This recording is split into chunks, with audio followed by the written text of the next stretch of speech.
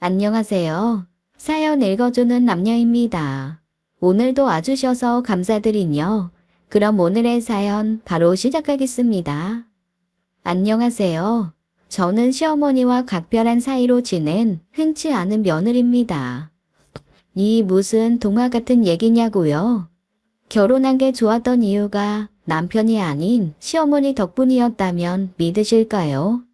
그만큼 고부 사이 좋았고 참 애틋했어요. 그 사이에서 남편은 온갖 미운 짓이란 미운 짓은 다 했고요. 참 이상한 집구석도 다 있나 싶은가요?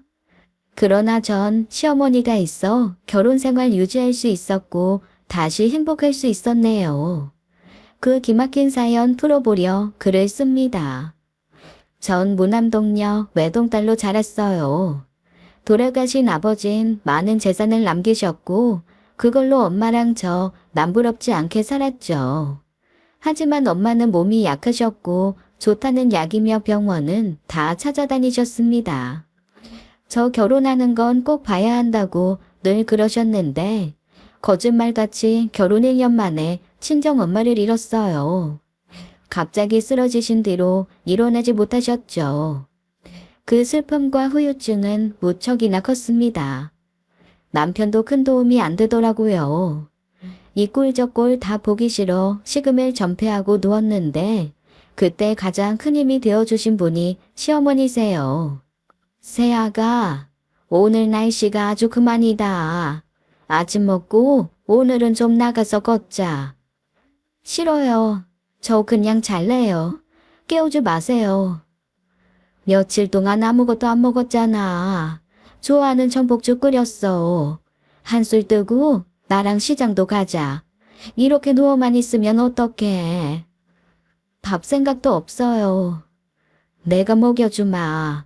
아 하고 입 벌려봐. 어서. 아기새처럼 바다만 먹어봐라. 쫄쫄 굶기만 하면 어떡해. 제가 밥도 안 먹는다. 외출도 안 하겠다. 신경 쓰지 마시라 투정을 부려도 시어머니는 절 포기하지 않으셨어요. 따뜻하게 기다려주시고 보듬어 주셨죠. 남편 흉을 봐도 다 들어주시고요. 그때 이후로 시어머니와 더 가까워졌고 아프신 시어머니를 6년 동안 제 집에 모시기도 했네요. 저한텐 당연한 일이었지만 정작 남편은 아니었죠. 툭하면 시어머니 내보내라고 드리는 돈 다 끊으라고 피도 눈물도 없이 굴었어요. 그리고 서서히 드러나는 진실에 전 분노했고 전에 없는 복수전을 펼치게 됐습니다. 어머님과 함께한 세월 그 사랑이 강력한 무기가 되어 남편이란 인간에게 철퇴를 내릴 수 있었네요. 치졸하게 짝이 없는 남편의 막장 행동을 어떻게 처단할 수 있었는지 한번 들어보시겠어요? 남편과 전 소개로 만났습니다. 전 음악을 전공했고 남편은 공대생이었죠. 성격도 관심사도 많이 달랐는데 뜻밖에도 연애를 시작하게 됐어요. 남편은 딱 보면 차가운 도시 남자, 지적인 분위기를 풍기는 명문대생이었습니다. 외모는 그런데 저한테 처음부터 지극정성이었어요. 사귄 지 3개월쯤 지났나 그때부터 결혼하자고 난리였죠. 그런 말 있잖아. 진짜 내 사람 만나면 뒤에 후광이 비친다고. 태어나 이런 말 처음 해보는데 아무래도 너랑 결혼해야 될 것 같다. 왜?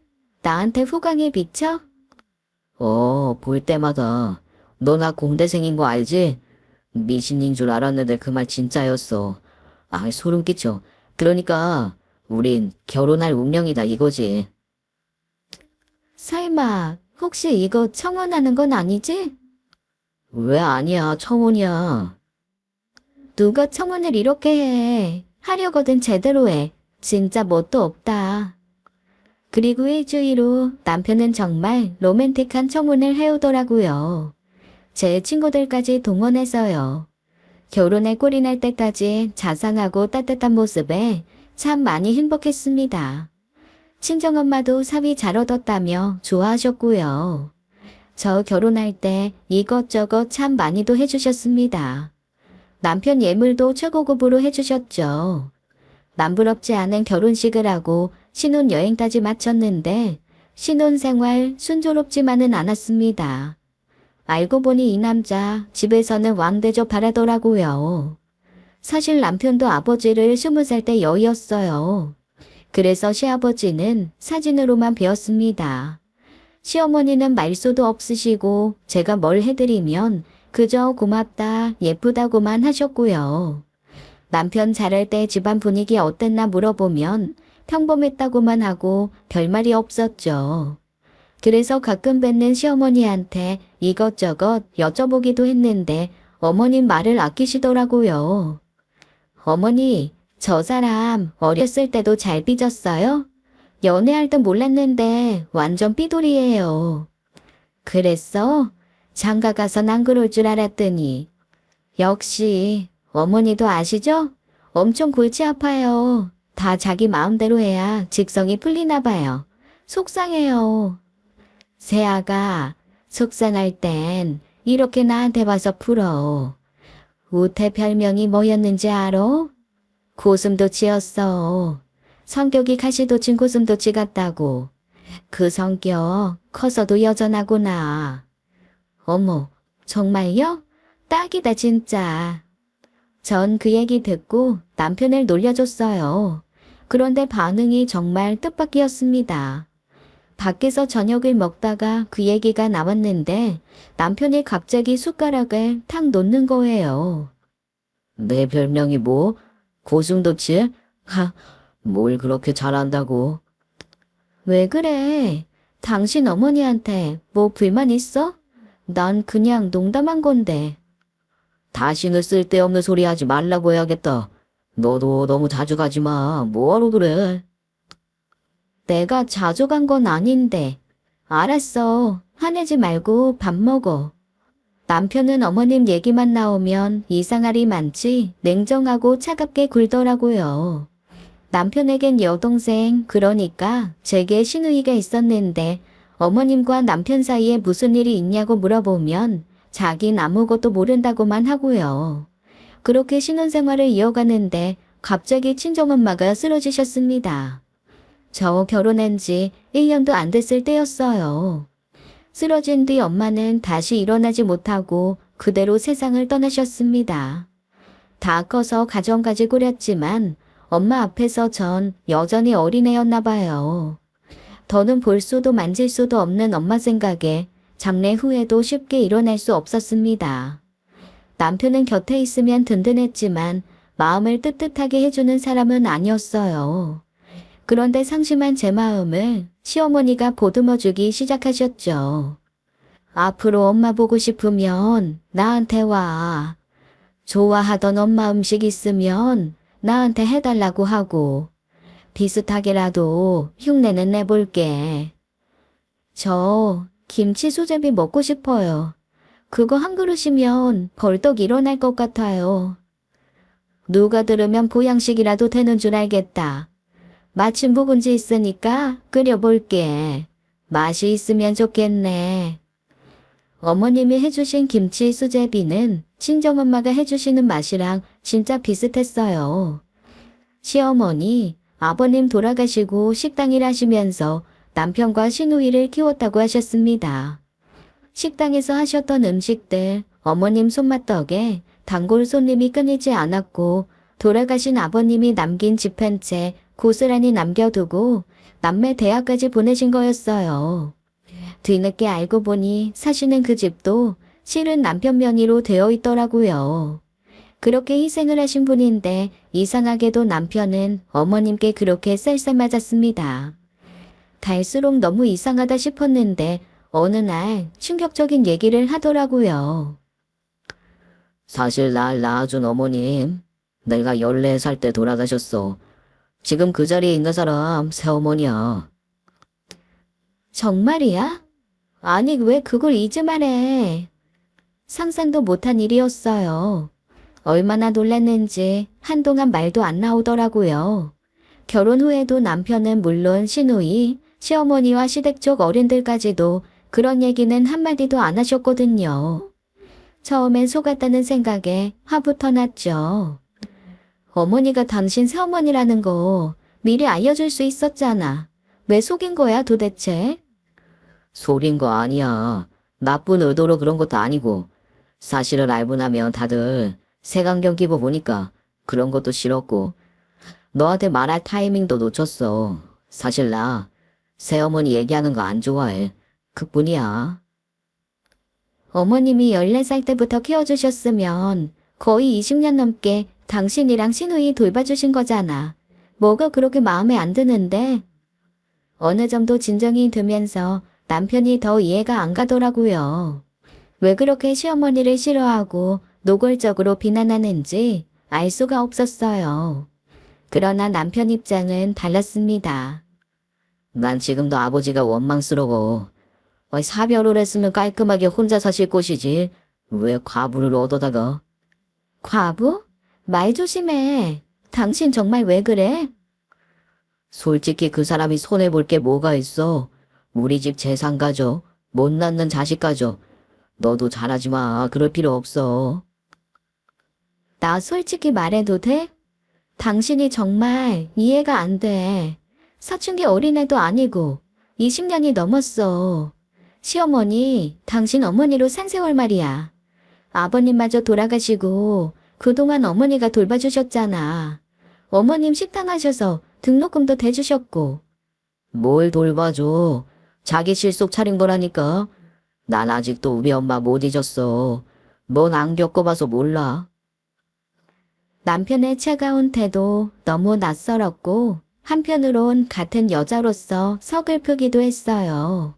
남편은 14살 때 들어온 새어머니를 30이 훌쩍 넘도록 인정하지 않고 있었죠. 물론 제가 남편 입장이 아니니까 함부로 말할 수는 없었어요. 그렇지만 제가 겪은 시어머니는 누구에게도 나쁘게 할 분은 아니었습니다. 며칠 후 밖에서 신우이를 만났어요.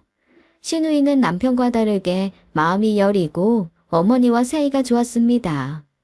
남편에 비하면 어머니한테 훨씬 잘했지만 심해부의 사업이 망해 사는 형편이 많이 어려웠어요. 시어머니한테 돈도 많이 끌어다 썼기 때문에 면목도 없는 것 같았고요. 그리고 친오빠를 좀 무서워하더라고요. 전 신우이 점심 사주고 커피숍에 데리고 갔습니다. 아가씨, 잘 먹는 모습 보니까 너무 좋다. 오빠도 같이 오면 좋은데 남매가 어쩜 식성이 그렇게 달라요? 성격도 다르죠? 오빠 한 성격 하는 거 나도 알아요. 내가 이런 얘기를 할 때가 오네. 울 오빠 성질 완전 더러운 거 눈치챘어요? 자기만 잘났다니까요. 그리고 나 비밀 하나 알게 됐어요. 시어머니 얘기. 오빠가 하더라고요. 정말요? 오빠가 절대로 말하지 말라고 그랬는데 그래놓고 자기가 말했어요? 아, 진짜 웃긴다니까. 전 신우이에게 물었습니다. 시어머니 처음 집에 오셨을 때 무슨 안 좋은 일 있었냐고요. 그랬더니 신우이 하는 말이 제 남편이 그렇게 반항을 많이 했대요. 엄마 자리에 누굴 들이냐고. 아버지 밉다고 가출한다며 생쇼를 하고 공부 때려치고 산에 들어가 스님 되겠다고 생 난리를 쳤다는 거였습니다. 남편, 돌아가신 어머님이랑 사이가 무척 좋았대요. 동네에서 유별나다 할 정도로 서로 애틋한 모자였다고 하더라고요. 신우이가 서러울 정도로 장난만 챙겼다는 거였습니다. 남편도 그런 얘기를 하더라고요. 아직도 하늘이 원망스럽다고 했어요. 난 아직도 그날이 잊혀지지가 않아. 다 한 차에 타고 있었는데 교통사고로 다들 타박상 정도만 입었는데 왜 엄마만 돌아가셨는지 이해가 안 된다고. 나한테는 엄마는 한 분뿐이야. 그 사실에 변함이 없어. 어린 나이에 겪은 갑작스러운 이별에 남편은 큰 충격을 받은 것 같았습니다. 그래도 20년 넘는 세월이 결코 짧은 시간은 아니잖아요. 새어머니 노고 인정할 법도 한데 남편은 바위처럼 끔찍도 안 했습니다. 시어머니는 모질고 냉정한 분이 결코 아니었어요. 그건 신우이도 생각이 같았습니다. 오히려 그렇게 따지면 남편이 더했죠. 암튼 오빠는 꼴통이에요. 그래도 언니 앞에선 순한 양인 것 같아서 안심했는데 아닌가? 그럴 때도 있고 아닐 때도 있어요. 오빠가 마음 돌렸으면 좋겠네요. 솔직히 어머님이 무슨 죄예요. 오빠 싸가지가 보통 싸가지가 아니라니까요. 언니, 웬만하면 포기해요. 오빠 고집 황소 고집이라 아무도 못 꺾어요. 언니랑 나만 잘하면 됐지 뭐. 집에 돌아오는데 신우이가 마지막에 했던 얘기가 귀에 맴돌더라고요. 어려서는 몰랐는데 자기도 아이 낳아보니까 알겠더래요. 시어머니 같은 분 없다는 거예요. 신우이는 시어머니를 처음 봤을 때부터 좋아하고 따랐는데 오빠는 아니었다고 지금도 눈빛 곱지 않은 거 보면 어떨 땐 사람같이 보이지도 않는다고 솔직하게 털어놓더라고요. 저도 신우이처럼 남편을 그렇게 보게 될까봐 걱정이 되기 시작했습니다. 전 시어머니가 좋기만 했거든요. 남편은 포기하고 저만 어머님이랑 알콩달콩 깨를 볶았어요. 친정엄마도 돌아가시고 제가 어머니라 부를 분은 시어머니 한 분뿐이었습니다. 따뜻한 정이라는 거 어머님 통해 많이 느꼈죠. 특히 어머니가 해주시는 부침개랑 수제비는 어떤 보양식보다 맛있고 힘이 뿜뿜 솟았어요. 어머니, 이거 우리 장사할까? 어머니 손맛이라고 홍보하고 하루에 딱 몇 그릇만 팔면 대박 날 것 같은데.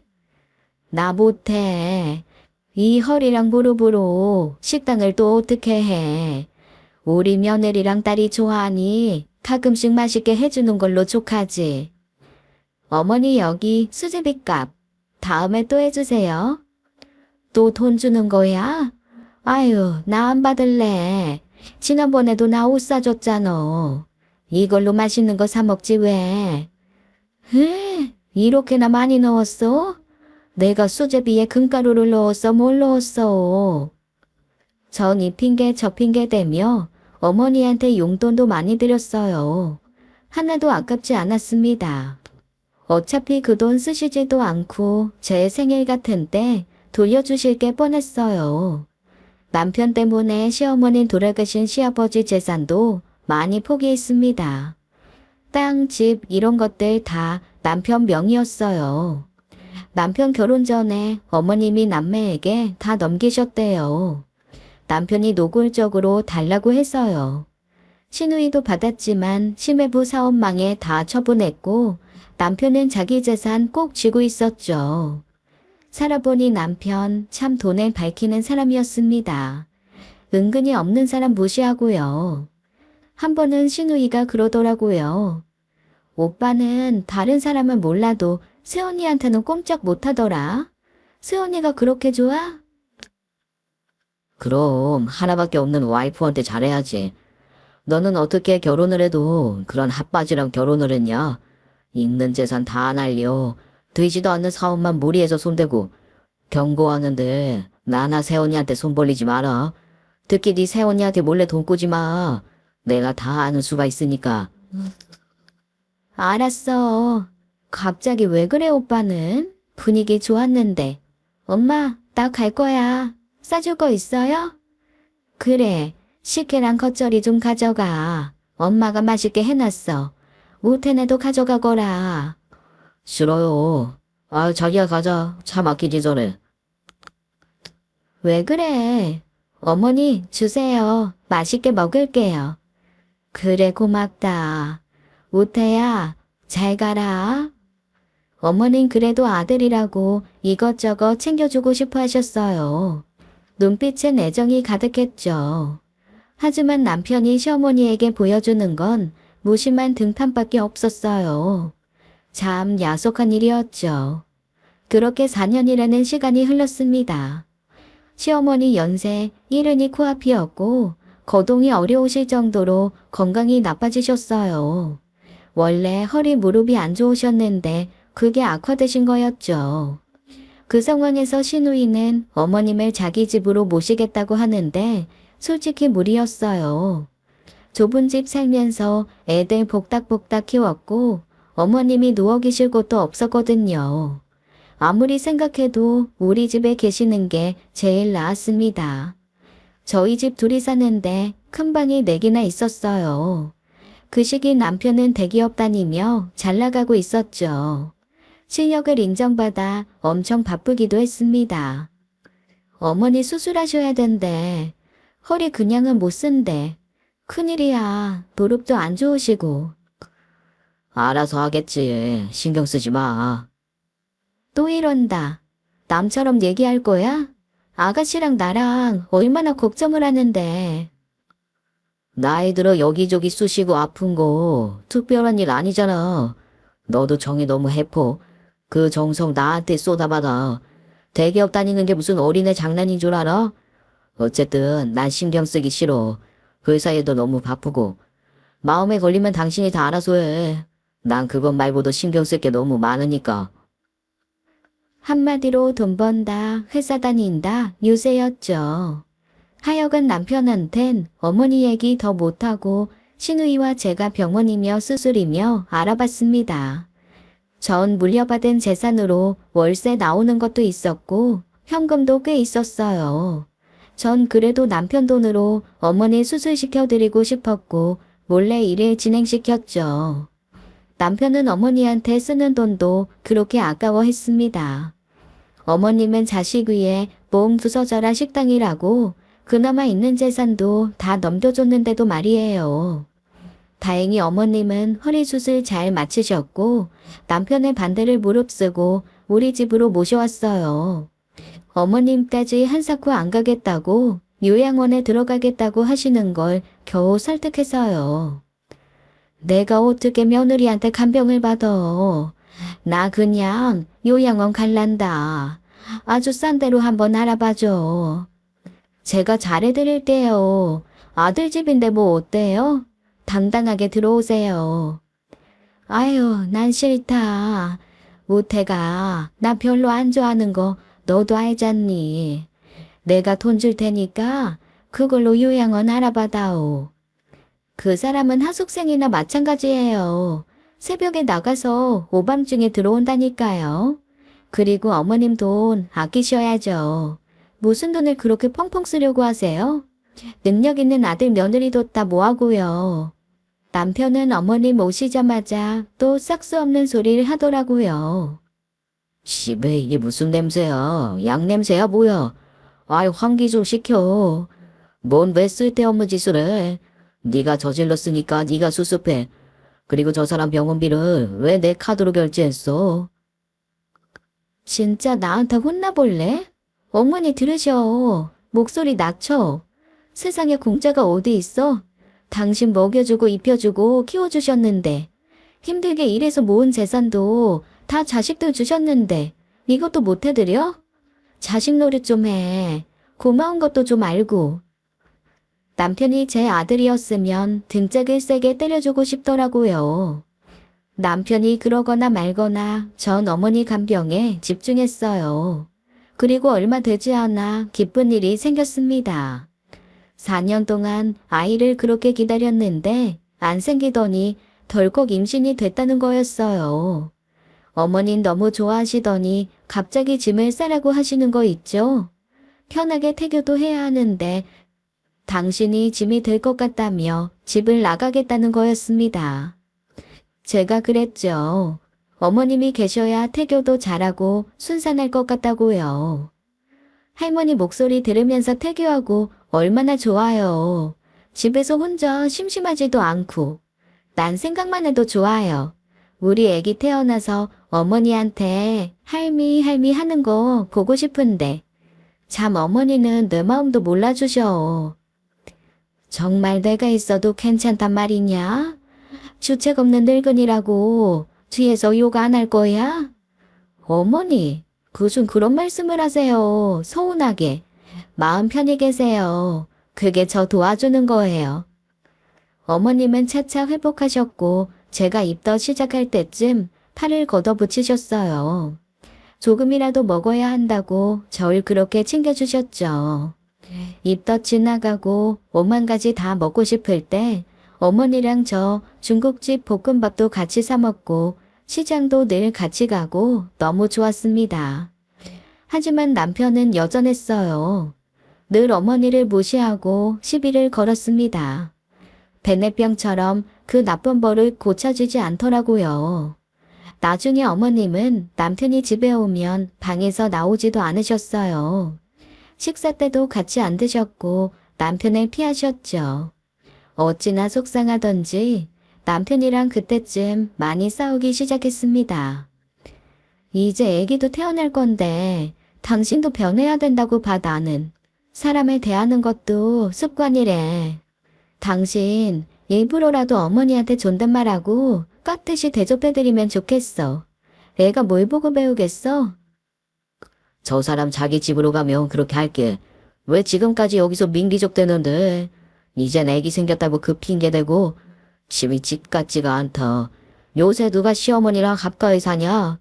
너도 참 미련하다. 전 정색하고 말을 했죠. 당신도 조금 있으면 40인데 사춘기 때 핑계로 어머님 박대하는 거 말 안 된다고요. 남편은 제가 강하게 나가니까 대충 알겠다고 얼버무렸습니다. 전 지켜보겠다고 했고 그 뒤론 조금은 조심하는 것 같더라고요. 2년이라는 시간이 지나 아들은 돌쟁이가 되었어요. 어머님은 저 산후조리 해주시고 육아를 함께 해주셨습니다. 아들은 아빠보다 할미 소리를 더 먼저 했고요. 고부 사이는 좋았는데 부부 사이는 반대로 흘러갔습니다. 뽀얀 돌쟁이 아기가 있는데도 남편은 일이 바쁘다며 집에 얼굴 한번 비추는 게 힘들었어요. 해외 출장에 외박도 했었죠. 어머님도 걱정하시더라고요. 서진애비 어젯밤에 집에 안 들어왔지? 회사에 바쁜 건 알겠다만 그래도 네가 애비한테 잠은 집에서 와서 자라고 해봐라. 서준이도 아빠 얼굴 봐야 하잖아. 저도 걱정이 되던 차에 어머님이 그렇게 말씀하시니 정신이 번쩍 들더라고요. 그래서 날 잡고 물었습니다. 당신 가전에 너무 소홀한 거 아니야? 일 좀 줄일 수 없어? 당신 연차에 그 정도는 조절할 수 있잖아. 출장은 그렇다 치고 외박은 자꾸 왜 하는데?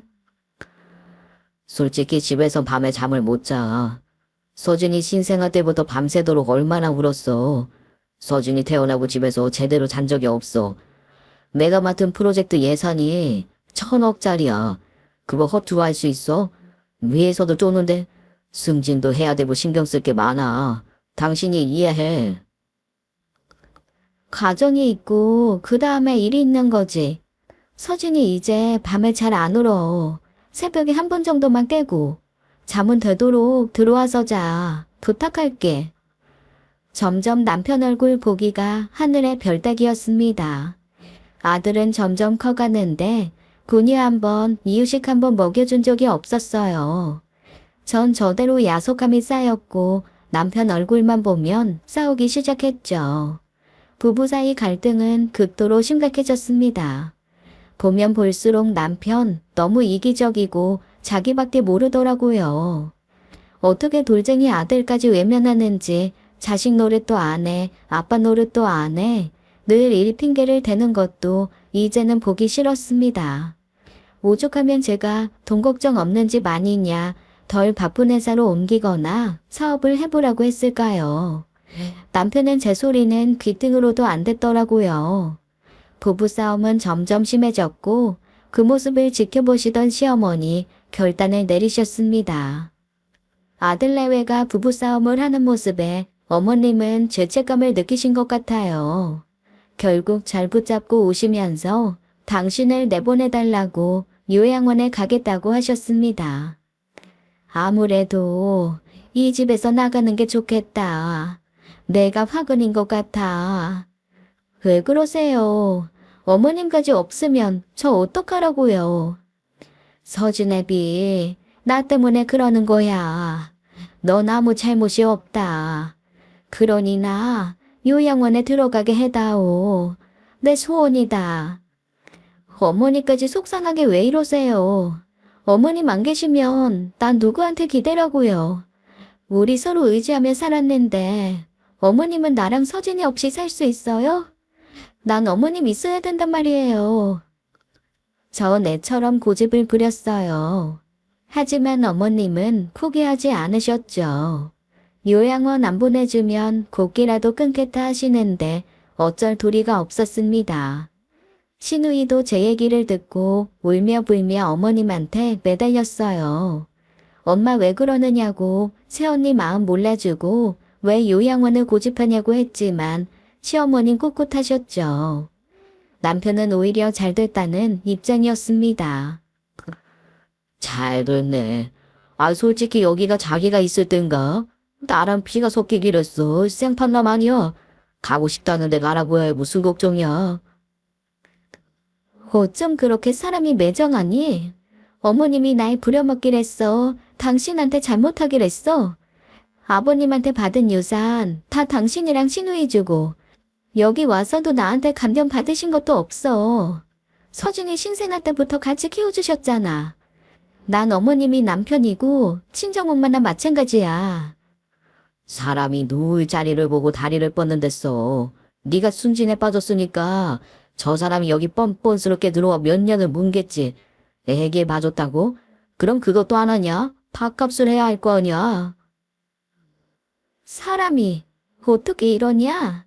키우던 개한테도 이보단 잘하겠다. 당신한테 정말 오만정 떨어진다. 어쩜 이렇게 변하질 않니? 내가 왜 변해야 되는데? 너도 정신 차려. 이게 뭐냐? 밥풀 묻은 티셔츠나 갈아입어. 애기 핑계대고 꾸미지도 않고 넌 여자에게 포기했냐? 뭐, 말 다 했어? 그럼 당신은 남편에게 포기했어? 아빠 노릇도 안 하기로 한 거냐고. 나랑 서재는 투명 인간이야? 나가서 가정 있다 자랑할 때 빼곤 이혼 가치가 없어? 정말 사람 서럽게 한다. 그 지경이 되니 화가 나다 못해 슬프더라고요. 끝까지 자기만 아는 인간이었습니다. 남편은 시어머니가 남이라고 하는데 솔직히 말해 전 어머님이 제 친엄마 같았어요. 남편이 남 같고요. 그 와중에도 어머님의 시위는 계속됐습니다. 요양원 보내달라며 식사도 안 하시고 방 밖으로 나오지도 않으셨죠. 결국 제가 항복하고 말았습니다. 이렇게 계시다간 큰 병이라도 날 것 같았죠. 전 어머니 곁에 무릎을 꿇었어요. 어머니, 알겠어요. 제가 항복할게요. 어머님, 요양원 가세요. 어쩜 저한테 이렇게 모질게 구세요. 왜 저한테 이런 말까지 하게 하냐고요. 제가 엉엉 울자 어머님 그제야 절 보시더라고요. 제 손을 꽉 잡으며 고맙다고 미안하다고 하셨습니다. 눈물을 흘리시면서요. 잘 생각했다. 그게 나한테도 좋고 모두에게 좋아. 난 요양원에 갈란다. 그게 속 편해. 어머니, 죄송해요. 그런 말 말어. 너처럼 잘하는 며느리가 어디 있어. 고맙다. 미안하고. 네가 잘한 건 내가 죽어서도 잊지 않으마. 그런 말씀 왜 하세요? 더 서럽게.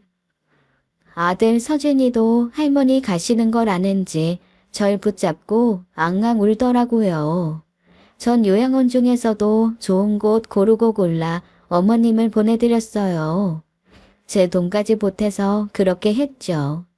어머님한테 돈 쓰는 거 하나도 아깝지 않았습니다.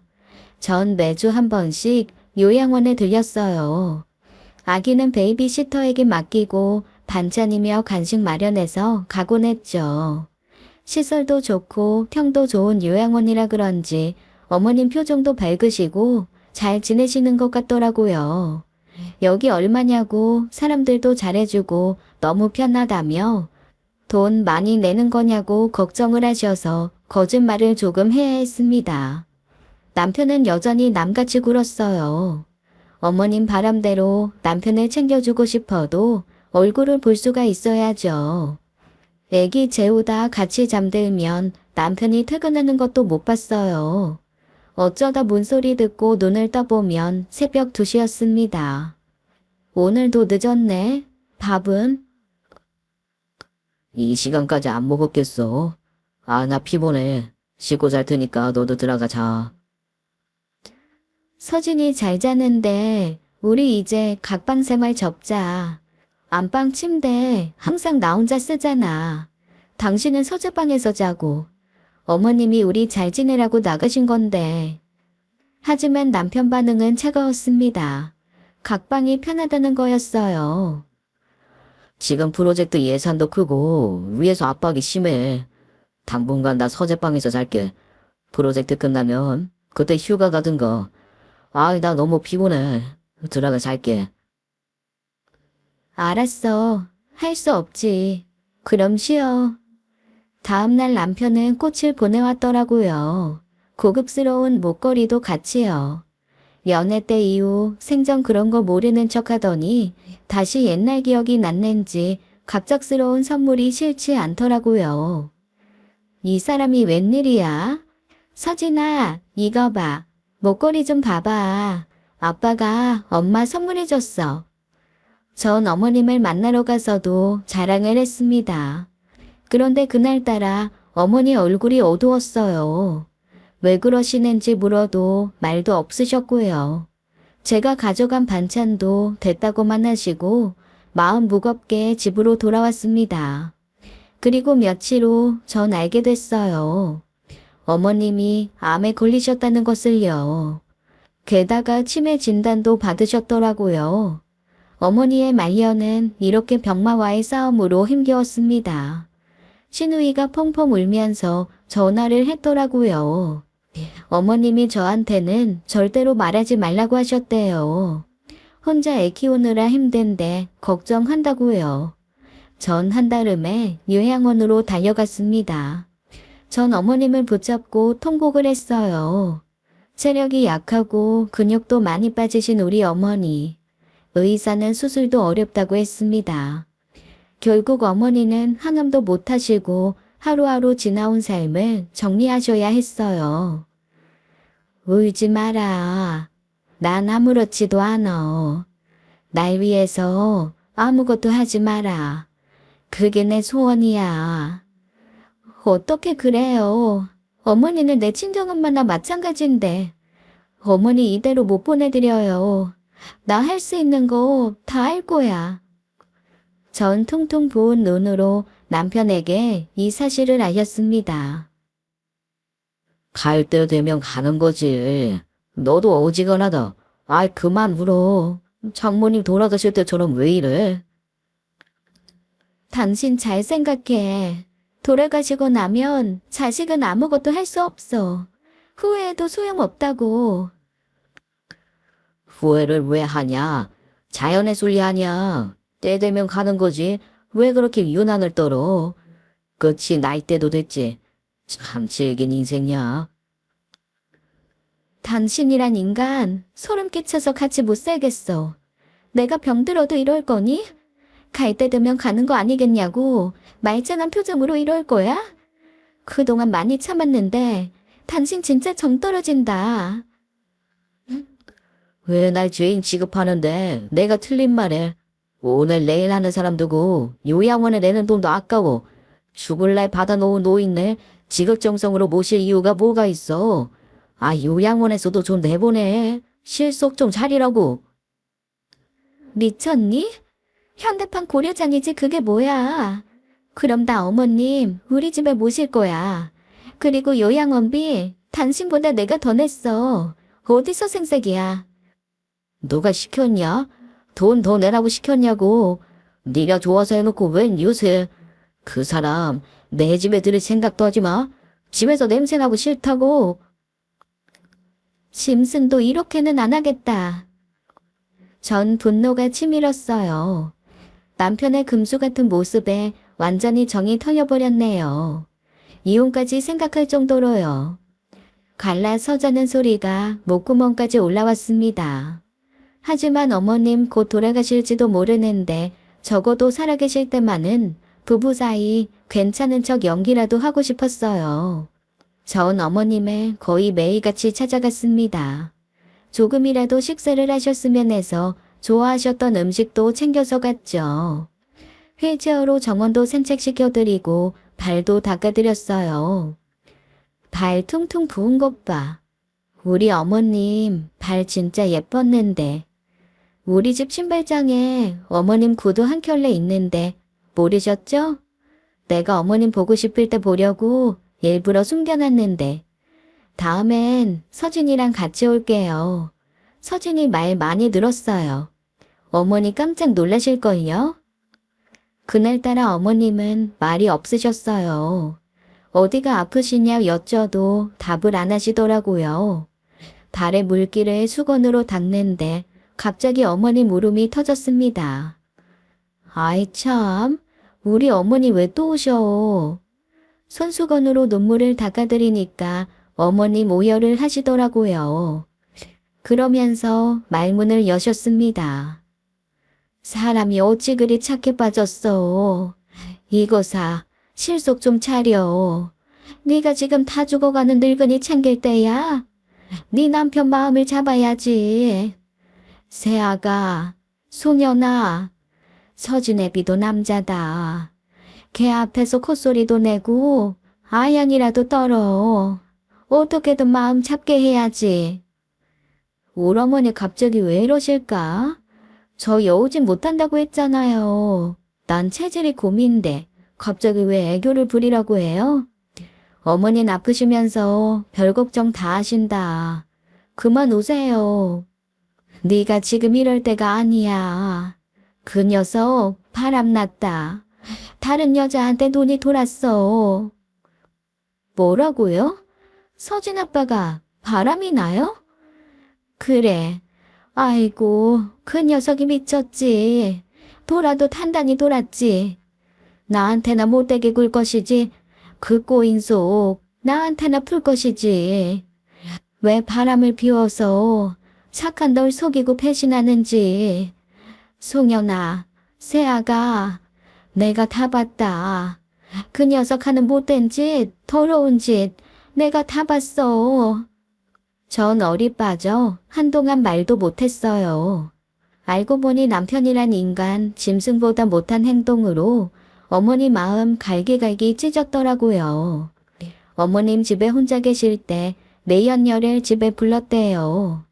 그 사람 어머님 계신 줄 몰랐겠죠. 제가 서진이 데리고 문화센터 갈 시간이었으니까요. 보통은 어머니도 같이 가시는데 그날은 어머님 허리 통증이 도져 집에 계셨습니다.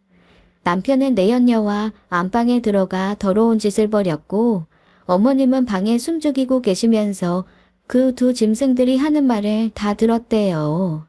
남편이 절 알기를 아주 우습게 알고 나중엔 제 재산도 가로챌 거라고 했다는 거였습니다. 그러면서 그 내연녀는 이 집이 정말 마음에 든다면서 절 내쫓고 어떻게 인테리어 할지 구상까지 하더랍니다. 들어보니 유부녀더래요. 이혼하고 서진 아빠와 재혼할 거라며 자기 애들 데리고 다 같이 살면 얼마나 좋겠냐고 헛소리를 늘어놨다는 거였습니다. 그날 이후 어머님은 생병을 앓게 되신 거였어요. 제가 당하게 될 일이 눈앞에 그려져 매일 가슴을 찌고 남몰래 우셨대요. 그래서 요양원을 고집하신 거였고요. 아들의 외도를 아는 마당에 더 이상 집에 계실 순 없었고 이 엄청난 비밀에 소갈이를 하셨던 거였죠. 아들의 바람이 지나가는 것이길 바라셨고 당신 때문에 부부 사이 금이 갔나 싶어 죄책감이 크셨대요. 그래서 당신이 요양원에 가시면 저도 제 생활 찾고 부부 사이가 좋아지길 기대하신 거였죠. 어머니는 제 등을 막 때리셨어요. 하나도 아프지도 않은 솜주먹으로요. 그런데 왜 날 자꾸 찾아와? 나 같은 건 까맣게 잊고 너 살 길 찾아야지. 새아가, 넌 내 딸이나 마찬가지야. 다 내 죄다. 내가 어리석었어. 끝까지 서진애비 마음 돌리지 못하고 바보처럼 당하고 산 죄. 이렇게 착한 며느리 얻어서 분에 넘치는 호강을 한 죄. 서진애미야, 나한테 오지 마라. 제발 부탁이다. 서진이 아빠 찾아줘야지. 그래야지. 제가 요양원 찾아오는 거 몇 번 하다 말 줄 알았는데 변함없는 제 모습에 어머니는 많이 괴로우셨대요. 제 진심을 더 이상 외면할 수 없어 아들의 뻔뻔스러운 외도 행각을 저한테 고백하게 된 거였습니다. 그 배신감이란 지금도 설명할 수 없을 정도예요. 바람 피운 것도 모자라 어린 아들과 제가 사는 집에 내연녀를 불러들여 들어온 짓을 벌이다니. 남편이란 인간 불구덩이에 떠밀고 싶었어요. 그렇게 회사 일 바쁘다고 난리를 치고 유세를 떨더니 그 시간에 상간녀랑 시간을 보는 거였죠. 새벽에 나가 오밤중에 들어오고 주말에는 회사 임원들이랑 골프 약속 있다고 뻑하면 집을 비우더니 고작 한다는 짓이 바람이었습니다. 전 완벽히 속았고 기만당한 거였어요. 더 이상 그 인간을 같은 사람으로 취급하고 싶지 않았습니다. 그날 어떻게 집에 왔는지 기억도 안 나네요. 어머님 앞에서는 안 울었던 것 같은데 해맑게 웃는 아들 서진이를 보니까 눈물이 쏟아지더라고요. 시터 아주머니는 제 속도 모르고 이러셨어요. 아이고 서진 엄마, 시어머니가 많이 안 좋으셔? 얼마나 속상하면 이렇게 울어 그래. 진짜 이런 효부가 없다. 서진 엄마 정성에 하늘도 울겠어. 전 방에 들어가 쓰러져 버렸습니다. 한나절을 그렇게 울었을까요? 문득 그런 생각이 들더라고요. 그 인간 쓰레기 계획대로 되는 건 하나도 없게 해줘야겠다. 복수심이 막 끓더라고요. 전 샤워를 하고 마음을 진정시켰습니다. 다음날 당장 심부름센터를 알아보기 시작했어요. 알아보니 그런 인터넷 모임이 있더라고요. 배우자가 바람을 피웠을 때, 철저하게 배신당했을 때 증거를 어떻게 모아야 하는지, 소송은 어떻게 준비해야 하는지, 짐승 같은 두 잡것들 어떻게 뒤를 치는 게 효과적인지 거기서 다 배우고 정보도 모았습니다. 전 일 잘한다는 심부름센터에 연락을 취했어요. 남편 외도의 증거를 확보해달라 돈도 넉넉히 주면서 일을 맡겼죠. 이것들 참 마음 놓고 바람을 피우고 있더라고요. 저를 아주 물러보고 있었어요. 그래서 더 열불이 났습니다. 저 세상 돌아가는 이치 모르는 거 아니었습니다. 제가 어릴 때 돌아가신 아버지 사업 크게 하신 분이었고 매사 일처리 빈틈없고 정확하신 분이었어요. 그 머리 재능 다 물려받은 게 저였고 지금까지 발톱 숨기고 살아온 건 굳이 날 세울 필요가 없어서였습니다. 하지만 지금은 칼을 갈아야 할 때였어요. 곧 그 잡것들 제가 완벽히 처단할 계획을 세웠죠. 전 이렇게 정신을 차렸지만 요양원에 계신 어머님이 걱정이었어요. 며칠 후 말짱한 모습으로 갔더니 어머님이 크게 놀라셨습니다. 요양원 오시고 암에 시달린 우리 어머니 몸이 한 줌밖에 안 되더라고요. 병든 몸 때문에도 그렇지만 마음고생 다시 크겠죠. 가슴이 찢어지게 아팠습니다. 어머님이 잘못하신 게 뭔데요? 용서는 그 사람이 빌어야죠. 어머니, 저 그렇게 물렁하지 않아요. 아버지 닮아 강단 있어. 지금까지 제 재산 지키고 살잖아요. 저 돈 많은 거 아시죠? 아무 걱정 마세요. 제가 다 알아서 할게요. 서진 애비 홍군형 내줄 거예요. 어머님은 제 이름만 그렇게 부르시고 눈가가 짓무르도록 우시다가 임종을 맞이하셨어요. 어머님 곁에는 저와 시누이뿐이었습니다. 한이 맺혔죠. 제 인생에 이제 어머니라고 부를 분은 안 계셨어요. 10년 가까이 쌓인 정, 그 켜켜이 쌓인 추억이 어머님을 잃은 텅 빈 가슴으로 자꾸만 흘러들어왔죠. 어머니, 수고 많으셨어요. 이젠 아프지 않을 거예요. 편히 쉬세요, 어머니. 엄마. 임종 후 장례식을 준비하는 와중에도 남편과는 연락이 닿지 않았습니다. 저한테는 동남아 해외 출장 간다고 했었지만 전 알고 있었어요. 그 상간녀랑 제주도로 여행을 간 걸요. 심부름센터 직원 통해 알고 있었죠. 전 여러 번 문자를 남기고 음성 메시지도 남겼습니다. 병원에서 어머님에게 마지막 인사를 하라고 할 때도 남편과는 연락이 닿지 않았어요. 어머님 돌아가시면 장례식 준비를 해야 하는데 초조한 마음까지 들었습니다. 남편을 용서하려는 게 절대 아니었고 어머님 돌아가셨으니 얘를 갖추고 싶어 그런 거였어요. 당신 어디야? 어머니 돌아가셨어. 어디서 뭘 하는지 모르겠지만 빨리 와. 마지막 가는 길은 지켜드려야지. 그게 사람 도리지. 하지만 빈소가 차려질 때까지도 남편에게선 연락이 없었습니다. 끝끝내 신뢰 같은 희망까지 차버리는 인간이었어요.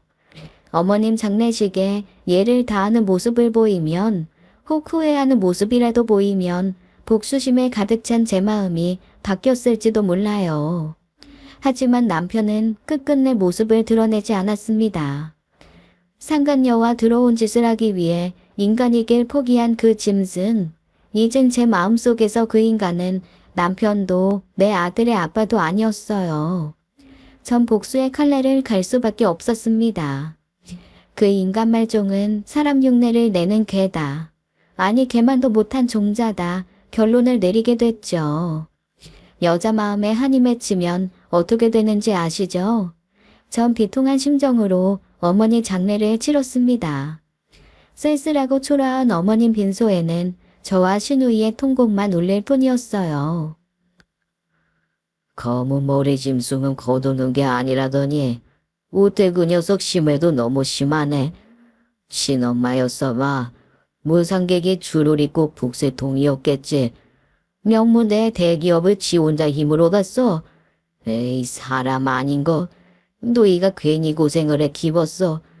누이 하늘에서 다 보고 있지. 이내가 복장이 터져 못 살겠네. 거기서 여기서 못 받은 복 다 받고 제일 좋은 자리에서 떵떵거리면서 살아요. 애끓는 장례식 끝나고 심부름센터 직원과 만났어요.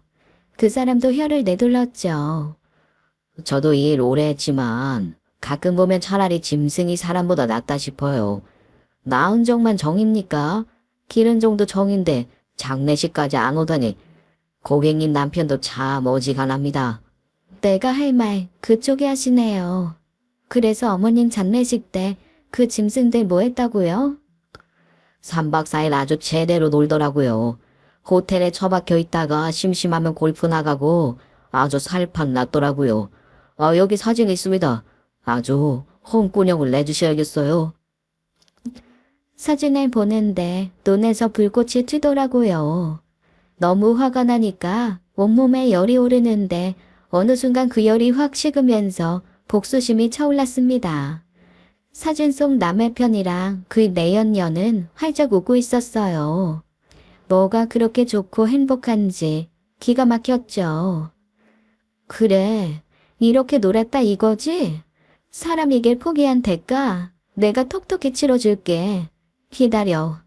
네가 가진 거 하나하나 내가 산산조각 다 부숴줄 테니까. 부서진 유리 조각 네 심장에 박아줄게. 이 나쁜 인간. 눈에는 눈, 이에는 이요. 말도 안 되는 얘기라고 생각해요. 그 이상의 대가를 치러야죠. 그 인간은 단순히 바람을 피운 게 아니었습니다. 어머님의 20년 넘는 공을 무시한 죄, 진심으로 살아온 정성과 노력을 깎아내린 죄, 사람이길 포기하고 거짓말로 가족을 기만한 죄는 철퇴를 맞아야 했어요. 전 계획한 일을 하나하나 행동으로 옮겼습니다. 먼저 상간녀부터 처리해야 했습니다. 그 여자 남편과 같은 회사 유부녀더라고요. 많이 배우고 가진 사람 왜 그런 짓을 하는지 잃을 게 많은 인간들이 참 무모했죠. 전 당장 그 여자의 남편을 찾아갔습니다. 남편은 이름만 대면 다 아는 대학의 교수더라고요. 전 준비한 사진과 외도 증거들부터 들이댔어요. 그 교수라는 양반도 충격이 어마어마한가 보더라고요. 당장 회사를 그만두게 하겠단 말부터 하더군요. 그래요? 잘 생각하셨네요. 눈치도 못 채셨다니 유감입니다. 그 길로 차를 몰아 바로 남편 회사로 찾아갔습니다. 그 회사, 세상 똑똑한 엘리트들은 다 모인 굴지의 대기업이었어요. 남편은 여기서도 일 잘하고 매너 좋은 사람으로 유명했고요. 게다가 승진을 코앞에 두고 있던 상황이었죠. 저는 오히려 그걸 기회로 삼았습니다. 점심시간이었어요. 전 구내식당 구석에 몸을 숨기고 있다가 남편을 보자마자 툭 튀어나갔어요. 남편은 동료들이랑 얘기를 하고 있다가 절 보고 깜짝 놀라더라고요. 당신이 여긴 어쩐 일이야? 왜 왔어? 왜 전화는 계속 꺼놔? 해외 출장? 요새 로밍 안 되는 나라가 어디 있니? 일부러 전화 꺼놨어? 무슨 오지로 출장 갔나 봐. 아이, 그래. 아이, 나가서 얘기하자. 여긴 좀 그렇잖아. 먼저들 점심 먹어. 나는 와이프로 와서. 남편은 절 끌고 나가려고 하더라고요. 힘없이 끌려나갈 제가 아니었습니다. 전 바로 확성기를 꺼내 들었어요. 마침 그 내연녀도 동료랑 구내 식당에 들어오고 있더라고요. 전 잘됐다 싶었습니다. 김호태 팀장의 천인 공로의 짓을 폭로합니다. 상간녀 김지영과 미로 여행을 핑계로 어머니 장례식장에 코빼기도 안 비춘 인간 이하의 짓을 한 사람을 직장 동료로 인정할 수 있습니까? 여러분, 전 억울하고 원통하게 돌아가신 김우태 팀장의 어머니를 대신해서 왔습니다. 제 이야기를 들어주세요, 여러분. 그 넓은 구내 식당에 많은 사람들이 다 저를 보기 시작했어요. 떨리기는커녕 이 기회를 잡아야겠다는 생각에 손발이 땀이 났습니다. 남편은 제 입을 틀어막으려고 했지만 전 그 인간의 손등을 콱 물어버렸어요. 그때까지 참아온 울분이 한꺼번에 터지더라고요. 제 말에 거짓은 하나도 없습니다. 20년 넘게 정성으로 키워준 어머니를 새어머니라는 이유 하나만으로 구박하고 모든 재산을 빼앗은 뒤 길에 내다버리라고 한 인간도 사람입니까? 상간녀랑 바람 피우며 돌쟁이 아들도 팽개치고 배우자를 기만한 사람을 동료로 인정할 수 있겠냐고요. 아, 왜 이래, 진짜? 너 미쳤어? 정신 차려. 약 먹었어? 아니에요. 이 사람이 하는 말 믿을게 못 돼요. 정신적으로 문제 있는 사람이거든요. 전 우리 애기 100일 사진을 꺼내들었습니다. 아들 서준이는 아빠 얼굴도 못 보고 컸다고 갓 태어난 아들도 외면하고 구윤하는 게 더 중요한 사람이 무슨 진실을 얘기할 수 있겠냐고 전 호소했어요. 당연히 회사는 발칵 뒤집어졌습니다. 아니라고요. 여보, 왜 이래? 정신병원에 가만히 있을 것이지. 왜 또 도망 나온 거야? 정신병원? 야, 무슨 영화 찍니? 여러분, 제 얘기는 모두 사실입니다. 시어머니 장례식 저 혼자 치르고 피 끓는 심정으로 찾아온 곳입니다. 제 얘기를 믿어주세요. 결국 전 임원실로 불려 올라갔어요. 남편도 같이요. 회사 높으신 분께서 진상을 알아야겠다고 하시더라고요. 남편은 아니라고 발광을 했지만 소용없었어요. 워낙 보는 눈이 많았고 제가 진심으로 호소했기 때문에 상황은 제가 예상한 대로 돌아갔죠. 직원들 수근거리는 소리가 제 귀엔 다 들렸어요. 김 팀장, 이 사람 그렇게 안 봤는데 못 쓰겄네. 어떻게 어머니 장례식엔 안 갈 수가 있어? 새어머니라도 그렇지 20년 넘게 키워주셨다며. 정대리랑 바람 피웠다는 것도 놀랄 노자 아니야? 그러게 말입니다. 정대리 남편 어디 교수라고 하지 않았어? 되게 유명하다던데. 사람 속 진짜 모른다니까. 저렇게 멀쩡한 척하고. 아유, 내가 다 찝찝하네. 남편은 밖에 있고 저만 임원들한테 불려갔어요. 왜 회사에 와서 이런 짓을 벌였는지 물으시더라고요. 전 그간의 감정이 올라와 울컥했습니다. 이런 법은 없습니다. 제가 오죽하면 이렇게 했을까요? 돌아가신 시어머니, 남편과 시누이, 20년간 정성으로 키웠고 노숙자한테도 옷 벗어주시는 분이었어요. 근데 남편이란 사람은 그런 분 무시하고 병 드신 후엔 길바닥에 내버리라 막말을 수도 없이 했습니다. 결국 장례식장에도 오지 않았어요. 임종 때부터 제가 그렇게 연락을 했는데 김우태 팀장이 그랬단 말이죠. 회사 직원들 모두 깊이 신뢰하고 그 능력을 인정하고 있었는데 무척 놀라운 이야기군요. 계속 해보십시오. 그뿐만이 아닙니다. 절 기만하고 김지영이라는 회사 직원과 불륜을 저질렀어요. 그러느라 어머님 장례식에도 안 온 거고요. 이런 사람을 직원으로 두는 게 온당합니까? 사람 도리도 모르는 인간인데요. 이게 다 사실이란 말이지요. 아까 보셨겠지만 제 아들 서준이는 저의 이런 행동으로 아빠를 잃게 되겠죠. 하지만 후회는 없습니다. 저 사람이 지은 죄는 그만큼 크고 죄질이 나쁘니까요. 제가 이렇게까지 하는 이유는 남편의 삐뚤어진 야망 때문이기도 했어요. 저와 이혼하면서 제 재산도 지가 먹을 계획을 세웠더라고요. 제가 결혼하고 잠자리를 안 해줬다, 아내로서의 역할을 소홀히 했다는 이유로 저에게 소송을 걸려고 했다는 것을 알게 됐습니다. 적반하장도 유분수지 누가 누구한테 소송을 건다고 건방을 떠는 건지 전 임원분들한테 어머님이 끝까지 어떤 마음고생을 하시다 돌아가셨는지 낱낱이 다 말했어요. 그래도 아들 내외 잘 살길 바라셔서 암에 걸려서도 그저 자식 걱정, 며느리 걱정하느라 눈도 잘 못 감으셨다고요. 제가 임원실에서 나오고 남편이 들어가더라고요. 남편은 저한테 이렇게 말했죠. 두고 봐. 사람을 이렇게 개망신을 줄 수 있어? 너 크게 실수한 거야. 가만 안 둘 줄 알아. 아직도 상황 파악이 안 되나 본데 이보세요. 회사에서 쫓겨나고 소송으로 개털될 일만 남았으니까 정신 차려. 하긴 제정신이면 일을 이 지경으로 만들지도 않았겠지. 어디 들어가서 변명 실컷 해봐. 그게 먹히나.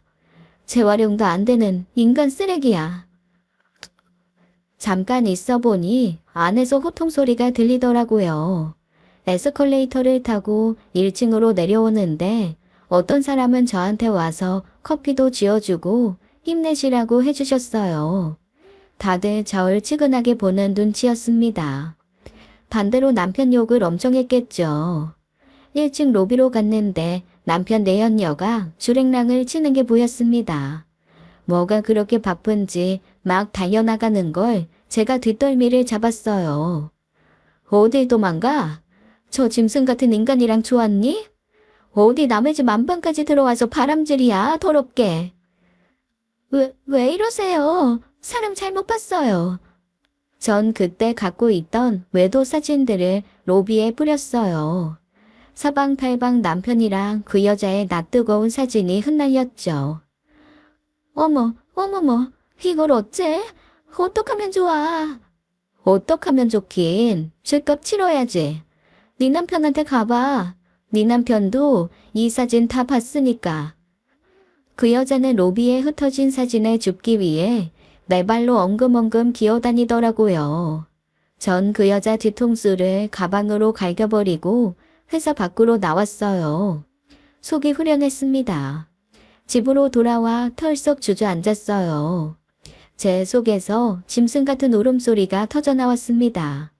어머니가 너무 보고 싶고 계획한 모든 일들이 끝났다는 생각에 회한이 몰려왔죠. 어머니, 저 잘했죠? 그 나쁜 인간 고개 못 들고 다니게 할 거예요. 사회에서 아주 매장당하게 할 거라고요. 끝까지 밟아줄 거예요. 어머니, 보고 싶어요. 왜 그렇게 서둘러 가셨어요? 이럴 때 제 곁에 있어주면 얼마나 좋아요. 엄마. 한참을 울던 전 어머님 계시던 방을 마지막으로 둘러보고 집을 나왔어요. 어머님과의 추억이 있는 집은 이미 팔린 뒤였습니다. 남편이 찾아오지 못할 곳으로 이사를 하고 전 만반의 준비를 다 끝냈어요. 남편에게 법의 심판을 받게 할 차례였죠. 이후 저는 이혼 소송과 상간녀 소송을 함께 진행했습니다. 손톱만큼의 양보도 없었고 전 그들에게 받은 거 다 받아냈습니다. 당연히 아들 서진이는 제가 키우고요. 남편을 쫓아낸 회사에서는 나중에 저에게 심심한 위로를 전한다며 조의금을 보내왔습니다. 남편은 법정에서 저만 상대해야 하는 게 아니라 상간녀 남편과도 마주쳐야 했어요. 교수라는 그 남편도 그냥 넘어갈 수 없다며 소송을 제대로 걸었더라고요. 게다가 상간녀도 저를 뉘우치겠다며 가정으로 돌아갔죠. 전 남편은 결국 회사에서 잘리고 상간녀한테 버려진 후 빚더미에 올라앉고 말았습니다. 상간녀랑 바람 피우며 5만 가지 사치를 다 부려 원래도 빚이 상당하더라고요. 그거 다 제 돈으로 메우려고 했는데 계획이 틀어졌겠죠. 직장 잃고 업계에 인간 쓰레기라는 소문 파다하게 퍼져서 제 취업도 어렵게 됐대요. 빚더미에 올라앉은 데다 소송 비용, 미자료까지 내야 하는데 우리 서진이 양육비까지 줘야 하잖아요. 월급도 없는데 무슨 양육비를 줄 수 있었겠어요. 전 그것도 괘씸해 양육비 미지급 소송까지 걸어버렸습니다. 전 남편은 덫에 걸린 쥐처럼 오도 가도 못하고 자신이 저지른 죄값을 고스란히 받아야 했어요. 이후 남편은 힘겹게 살아가고 있다고 들었습니다. 뭐든 연락 끊었는데 상황이 쫄리니까 저한테 매달리는 연락을 해오더라고요. 서준 엄마, 정말 미안해. 내가 잘못했어. 내가 정말 쓰레기였어. 나한테 한 번만 기회 주면 안 될까? 돈은 한 푼도 없고 끼니도 제대로 못 때우고 있어. 돈 빌려주는 사람도 없고 앞날이 캄캄하다고. 나 정말 반성하고 있어. 우리 아들한테도 잘할게. 한 번만 용서해줘. 아니, 용서란 말을 당신이 먼저 입에 올리면 안 되지. 위자료 양육비 10원 한 장 빠짐없이 준비해. 서진이 내 아들이야. 당신 같은 남편 필요 없고 오히려 숨기고 싶을 정도야. 다신 연락하지 마. 혼자 힘으로 다 해결해. 생각해보니 빠뜨린 얘기가 있더라고요. 전 남편에게 그랬어요. 돌아가신 어머니한테 진심으로 사죄하라고요. 앞으로의 고생은 그 죄값이고 처절하게 사는 걸로 벌 받으라고 했습니다. 그 뒤 전 남편의 연락은 끊겼어요. 지금 전 홀가분한 심정으로 살고 있습니다. 종종 아들 서진이와 시어머니 납골당에 찾아갑니다. 남편과의 결혼은 후회하지만 어머님과의 만남, 그 인연은 절대로 후회하지 않아요. 제 인생엔 엄마가 두 분이나 계셨네요. 앞으로 살아갈 날 두렵지 않습니다. 친정엄마 그리고 시어머니한테 받은 사랑, 그 단단한 추억으로 전 강해졌거든요. 여러분, 제 사연은 여기까지입니다. 긴 이야기 들어주셔서 감사합니다. 지금까지 사연 읽어주는 남녀였습니다. 끝까지 시청해주신 여러분 감사드리며 저희는 다음 사연으로 돌아올게요. 감사합니다.